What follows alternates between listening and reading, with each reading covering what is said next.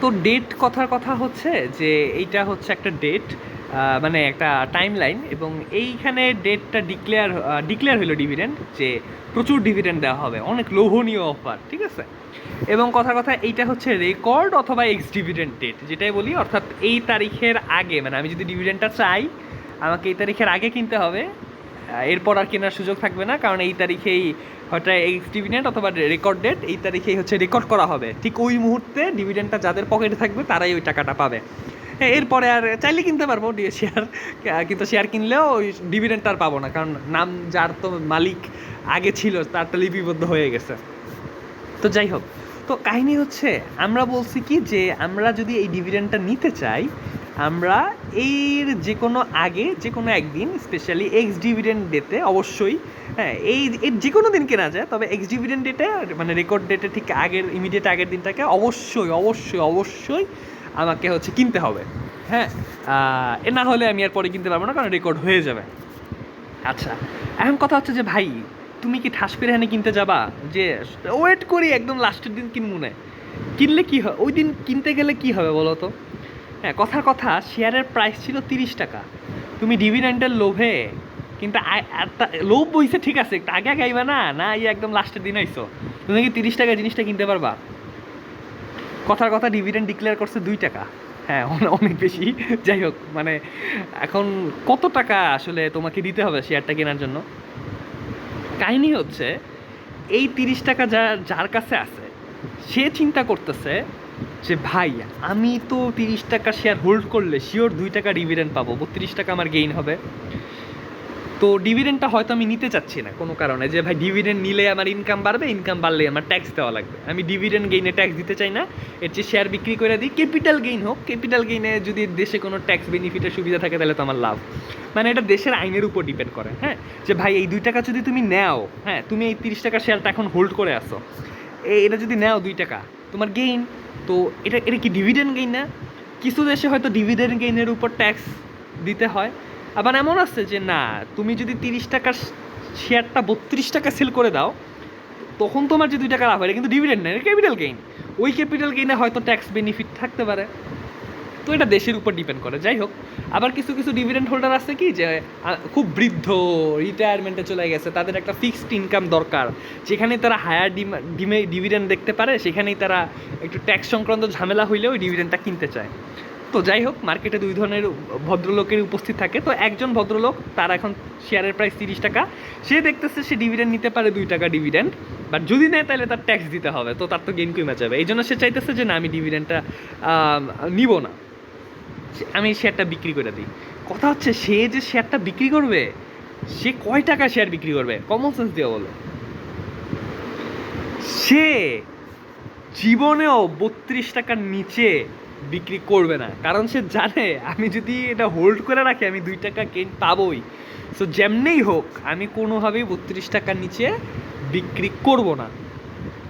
আর যে কিনতে চায়, সে যদি এই ডিভিডেন্ডটা নিতে চায়, তাকে সে যদি এরকম পাগলের মতো শেষের দিন আসে, তাইলে সে তার আলটিমেটলি কোনো উপায় নাই, তার এই 32 টাকা দিয়েই, অর্থাৎ ডিভিডেন্ড নেওয়ার আর কোনো উপক্রম থাকবে না, তার এই 32 টাকা দিয়েই তখন কিনতে হবে। সো জেনারেলি শেষের দিনে কেউ ডিভিডেন্ড কিনে না, যত আগে পারা যায় ততই তাড়াতাড়ি তারা কিনতে চায়।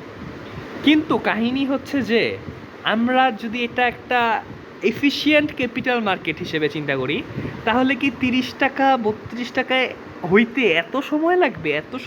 32 টাকা হইতে? কখনোই না। বরং মার্কেট এফিশিয়েন্ট মানে কি, সবাই সেন্সিবল। যেদিনই নিউজ আসছে যে আমরা 2 টাকা ডিভিডেন্ড দিব, সেদিনই 30 টাকা শেয়ার মানুষজন 32 টাকার নিচে আর সেল করবে না, সেদিন এটা 32 হয়ে যাবে। তাইলে কোয়েশ্চেন হয়েছে যে ভাই, যে শেয়ার এই ডিভিডেন্ডটা নিতে চায়, সে তাহলে ডিভিডেন্ডটা নিবে কেমনে? মানে যার এখন শেয়ারটা সে ধরে আছে, ঠিক আছে, মানে যার কাছে এখন শেয়ার আছে, সে তো ডিভিডেন্ড পাবে, ঠিক আছে, কিন্তু যার কাছে শেয়ারটা নাই, সে শেয়ারটা কিনতে চাইতেছিল এই ডিভিডেন্ডের লোভে, সে শেয়ারটা কিনবে কেমনে? তার তো কেনার উপক্রমই থাকলো না, উপায়ই থাকলো না। একটা উপায় আছে, সেটা হচ্ছে যে এই গুড নিউজের জন্য বসে থাকা যাবে না, বরং একটু লাইফে একটু দিন দুনিয়ায় চালাক চতুর হইতে হবে। চালাক চতুর মানে কি? হ্যাঁ, যারা অশিক্ষিত সরি মানে ফাইন্যান্সিয়ালি লিটারেট, তারা হচ্ছে বসে থাকবে এই গুড নিউজের জন্য, যে ভাই কখন নিউজ দিবে যে আমি বুঝবো যে কোন কোম্পানিটা অনেক ভালো ডিভিডেন্ড দিতে পারে। কিন্তু যারা লাইফে একটু চালাক চতুর, হ্যাঁ একটু চালাক চতুর না হলে টেকা মুশকিল, হ্যাঁ অর্থাৎ অর্থাৎ ফাইন্যান্সিয়ালি লিটারেট, হ্যাঁ তারা কিন্তু মানে শেয়ার মার্কেট, বিভিন্ন কোম্পানির অবস্থা, তাদের ইনভেস্টমেন্ট ডিসিশন কেমন, এগুলো অ্যানালাইসিস করলে বুঝবে যে ভাই কোন কোম্পানিটা ফিউচারে ভালো ডিভিডেন্ড দিতে পারে।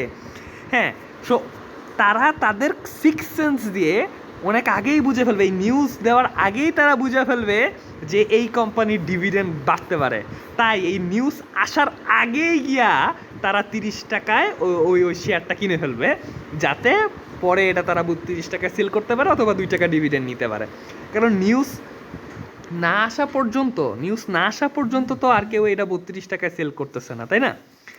তো এই জন্য হচ্ছে যে নিউজের আগেই হচ্ছে 30 টাকা কিনে ফেলতে হবে। আচ্ছা, এইটা গেল হচ্ছে একটা ওয়ে।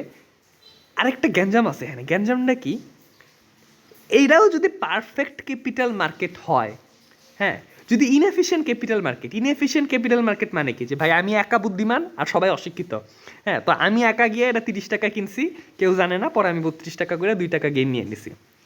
কিন্তু সবাই যদি শিক্ষিত হয়, মানে সব মার্কেট যদি খুব এফিশিয়েন্ট হয়, আমি এই একা 30 টাকা কিনতে গেছি না, আমি একা যখন গেছি সবাই তাকাবে যে কিরি এ 30 টাকা কিনতে গেল কেন এই শেয়ারটা, এর মানে কোনো গ্যাঞ্জাম আছে, সবাই অ্যানালাইসিস করবে, সবাই শিক্ষিত, ও আচ্ছা এটা তো অনেক ভালো প্রসপেক্ট আছে, 32 টাকা মানে 2 টাকা ডিভিডেন্ড দিতে পারে।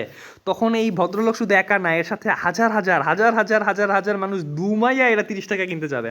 অ্যান্ড সবাই যখন ধুমাইয়া এটা 30 টাকা কিনতে যাবে, এই ডিভিডেন্টের ডিমান্ড পাইরা শেয়ার প্রাইস 30 টাকা দিয়ে 32 টাকা হয়ে যাবে। তো আলটিমেটলি যে এফিশিয়েন্ট ক্যাপিটাল মার্কেটে কোনোভাবেই কোনো অ্যাবনর্মাল গেইন করার কোনো সুযোগ থাকে না, কিন্তু মার্কেট যদি ইনএফিশিয়েন্ট হয় তখন এই যে অ্যাবনর্মাল গেইন করার সুযোগ থাকে। এই এই এই আরেকটা বিষয় হচ্ছে কি, আরেকটা বিষয় হচ্ছে যদি একটু মুছি, বেশি মুছে ফেলাইছি, যাই হোক, আচ্ছা পুরোটাই মুছে ফেলাই। হ্যাঁ, তো যেটা বলতেছিলাম সেটা হচ্ছে যে আরেকটা বিষয় হচ্ছে যে আমরা জানলাম যে একটা শেয়ারের প্রাইস যদি 30 টাকা হয় এবং এটা যদি রেকর্ড ডেট বা এক্স ডিভিডেন্ড ডেট হয়, বইতে এক্স ডিভিডেন্ড ডেট লিখছে, মূলত যেদিন আমার শেষ সম্ভাবনা বা শেষ সুযোগ আমি শেয়ারটা কিনে ডিভিডেন্ডটা হোল্ড করতে পারতাম।